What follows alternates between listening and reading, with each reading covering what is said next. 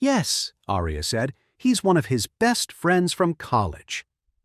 As she said this, Aria was thinking that since Charlie and Darren were such good friends, he still had the nerve to give a gift only worth a few $100s. She couldn't wait for her father to expose him in front of everyone. However, no one saw this coming. Orion sighed and said, that must be a very good friend. Not many people would be willing to give something so valuable. When everyone heard this, they were stunned. Valuable? Was this piece of junk actually expensive? Gavin scoffed to himself. Valuable, my ass. I could go to the vintage market, buy a forgery, and spill some coffee on it to make it look old. It would look more real than this painting. At that moment, Orion said earnestly, "This is a genuine work by the ancient-era painter Harvey Pike." Although Harvey Pike isn't an extremely famous painter, he was still one of the outstanding artists of his time. He's considered one of the great maverick artists. After a pause, Orion added, "I estimate the market price for this painting is around $200,000. More than $200,000? Aria was completely floored. She thought this thing wasn't even worth $100, and now she was hearing it was worth over $200,000. Darren was speechless. He finally blurted out, "Oh, Charlie, how could you give me something so expensive? This is way too much." Charlie replied calmly, "Darren, it's the thought that counts. Don't worry about the price." Darren was deeply touched. He never expected his good friend from college to be so incredibly generous. Gavin just stood there looking dazed. What was going on? This piece of junk was worth over $200,000? Over $200,000! Damn it, was this some kind of prank? The other students were in shock too. This time, no one dared to look down on Charlie again. After all, this was a guy who casually gave away paintings worth more than $200,000 as gifts. Everyone was now envious of Darren. Talk about a score!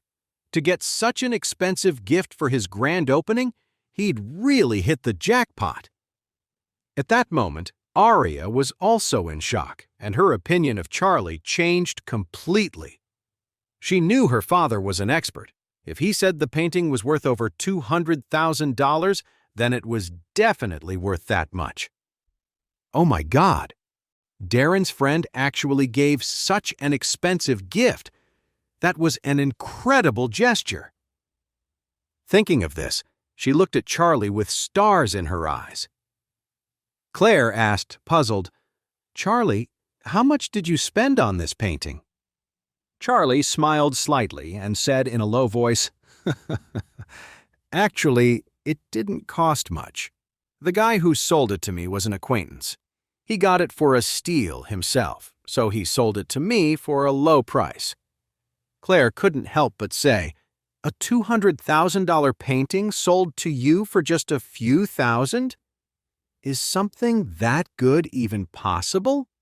Charlie said casually, "Some people don't think money is everything, right? Otherwise, I wouldn't have given this painting to Darren." Claire nodded lightly. Charlie was right. If money were the most important thing, no one would give away something so expensive. It seemed that even though her husband wasn't the most successful guy, he definitely had more courage than most people. At that moment, Charlie stood up. He looked at Gavin, who was now flustered, and asked with a smile, "Mr. Gavin, how would you like to eat this table? Do you want to just start chewing, or should I have it chopped up into smaller pieces for you with a knife?" Gavin wanted to crawl into a hole and die. Damn it! What was going on? Did he forget to read the horoscope this morning or something? Why did Charlie keep owning him, one thing after another? He never would have believed it, but the painting was actually real. and it was worth more than $200,000. But he'd already made that stupid bet. What was he supposed to do now? Was he really supposed to eat the table? Impossible.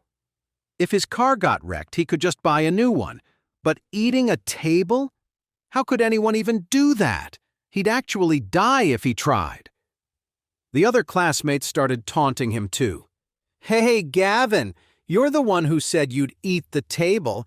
You're not backing out now, are you?" "Yeah, we're all waiting for the show." Someone slapped the table, and a voice called out, "Come on, Gavin, let's see it." Gavin's face turned ugly. He blurted out, "Come on, guys. You don't have to be so harsh, do you?" "Harsh?" Charlie said with a smile. "You started this yourself. Everyone's just encouraging you to keep your promise. Why are you getting all defensive?" Gavin knew he couldn't get out of this one, so he had to swallow his pride. He said in a strained voice, "Look, I was being impulsive just now. I was wrong. I apologize to Charlie and to everyone. I hope you can all forgive me." Seeing him back down so suddenly, everyone was shocked. Was this the same Gavin? Since when does he admit he's wrong? But Gavin had no other choice. What else could he do? Sure enough, as soon as he apologized, one of the classmates said, "Hey, it takes a lot for Gavin to admit he's wrong and say sorry. Besides, it's not like we can actually force him to eat a table. Let's just drop it." "Yeah, forget it. You can't eat a table. Nobody's ever eaten a table. Let's just get this party started." Charlie also knew it was impossible for Gavin to eat the table. But now that he'd admitted it, Charlie's goal was achieved. When you act all tough, you have to be ready for the consequences.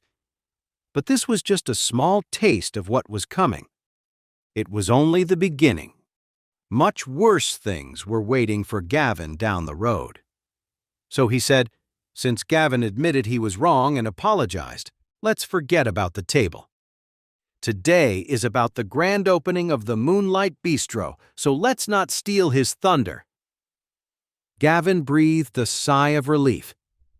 But in his heart, he was already fantasizing about killing Charlie to get his revenge. Charlie wasn't planning on letting him off the hook either. He sent a text message to Doris Young. "Which one of our deputy managers has the last name Sawyer and has a son named Gavin? Check for me." Doris Young quickly replied, "We have a vice president named Declan Sawyer, and his son's name is Gavin." "What's going on, Mr. Chairman? What are your orders?" Charlie replied, "Fire him, and do it now." "Okay, sir." Gavin had no idea that his father had just been fired from the Grand Group and was going through the termination process as they spoke. Having finally escaped his predicament, he breathed a sigh of relief. But he was already secretly plotting to find an opportunity to get revenge on Charlie. More importantly, he needed to find a way to get his dignity back in front of his classmates. Otherwise, after getting owned by Charlie twice in a row, how could he ever act tough in front of them again? Just as he was trying to figure out how to get his status back, a loud noise came from the entrance. Everyone turned to look. They saw a group of rough-looking young guys storming in. They all had tattoos and were carrying baseball bats, lead pipes, and stuff like that. They looked like bad news from the moment you saw them. Seeing this crew barge in, everyone's expressions changed, especially Darren's and Arya's, whose eyes were filled with fear. The leader, a guy with a huge scar on his face, scanned the room. He pointed at Darren and grinned. "Hey, boss, throwing such a big party and you don't give us a heads up? You looking down on us or something?" Arya's face went pale. She forced a smile and asked, "What can we do for you guys?" Before they opened, Arya had heard that some people collected protection money in this area. The last owner of this restaurant was supposedly run out of business by these same gangsters and had no choice but to sell the place. But Arya figured, in this day and age, would thugs really be brazen enough to demand money in broad daylight? That's why she bought the place for a low price, ready to run it herself. She never expected that on opening day, the local muscle would show up at her door. Scarface grinned. When you do business around here, you gotta pay respect to our boss. We're not asking for much, just give us 20% of your restaurant. In return, if any trouble comes your way, we'll take care of it. Then, Scarface's voice turned cold. If you don't, then don't blame us for getting rough. You'll be closing up shop for good today. Hearing the demand, both Darren and Arya gasped. 20% of the shares, just like that. This is daylight robbery. You've got 1 minute to think it over. Suddenly, Gavin saw his chance to be the hero, so he stepped forward immediately and said, "Who do you guys work for?" Scarface shot back with a smirk. "And who are you?" "Do I need to report to you?" Gavin scoffed and said, "Let me tell you something. My father has connections all over Oris Hill, with the cops and the crooks. I'll make one call to the head of the development zone right now." Scarface looked at him, a little intimidated. He said hesitantly, "You really know the leaders of the development zone?" "Of course," Gavin said coldly. "Get out if you know what's good for you." Scarface frowned. "All right. If you can actually get someone important on the phone, I won't come to this place again. But if you can't, then don't blame me for getting rough with you." Arya said nervously, "Gavin, please, make the call." Gavin smiled faintly and said, "Don't worry. I'll call the head of the development zone right now." The Grand Group also had projects in the development zone, and Gavin's father was in charge of them. The head of the zone had a lot of contact with his father, and he knew Gavin as well. Gavin dialed the number directly, putting it on speaker and deliberately raising his voice. "Mayor Simons, why are there a bunch of gangsters in the development zone collecting protection fees? They've all shown up at my classmate's business." There was a stunned silence on the other end. Then a voice said, "Gavin? What's going on?" Gavin said, "A friend of mine opened a restaurant and is getting hassled by guys demanding protection money. I was hoping you could do something about it, Mayor Simons." The person on the other end paused for a moment, then said with a hint of embarrassment, "I'm sorry, Gavin. That's not really something I handle. I'm in a meeting right now, so I'll have to hang up." Without waiting for Gavin to speak, he hung up the phone. Gavin was dumbfounded. What happened? Wasn't Mayor Simons always sucking up to his father, hoping to get more investment from the Grand Group? Why did he just brush him off like that?